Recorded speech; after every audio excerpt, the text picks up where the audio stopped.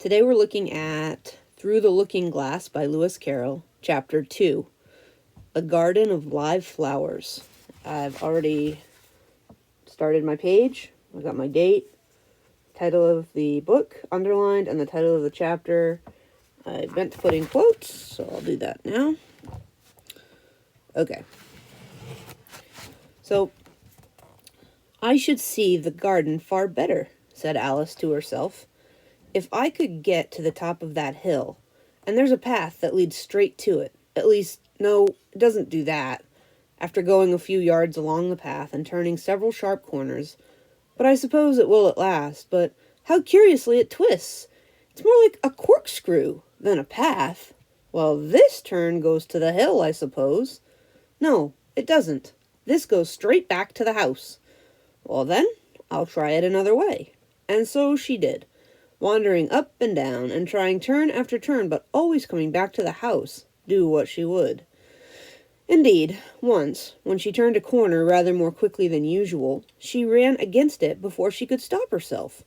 It's no use talking about it, Alice said, looking up at the house and pretending it was arguing with her. I'm not going in again yet. I know I should have to get through the looking glass again, back into the old room, and there'd be an end of all my adventures. So resolutely, turning her back upon the house, she set out once more down the path, determined to keep straight on till she got to the hill. For a few minutes, all went on well, and she was just saying, I really shall do it this time, when the path gave a sudden twist and shook itself, as she described it afterwards.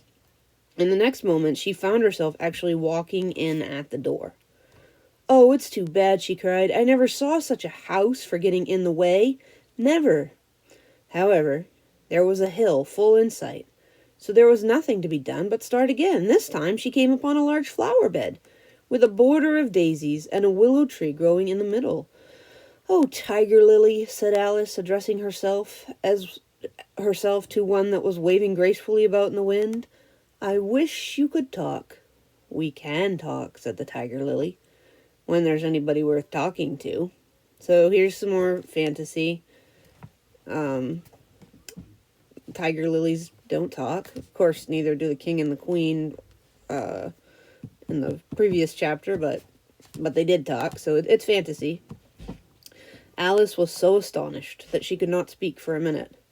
It quite seemed to take her breath away. At length, as the tiger lily only went on waving about, she spoke again in a timid voice, almost in a whisper. And can all the flowers talk? As well as you can, said the tiger lily, and a great deal louder. It isn't manners for us to begin, you know, said the rose. And I really was wondering when you'd speak, said I to myself. Her face has got some sense in it, though it's not a clever one. Still, you're the right color, and that goes a long way. I don't care about the color, the tiger lily remarked. If only her petals curled up a little bit more, she'd be all right. So they're talking about Alice like she's a flower. Alice didn't like being criticized, so she began asking questions. Aren't you sometimes frightened at being planted out here with nobody to take care of you?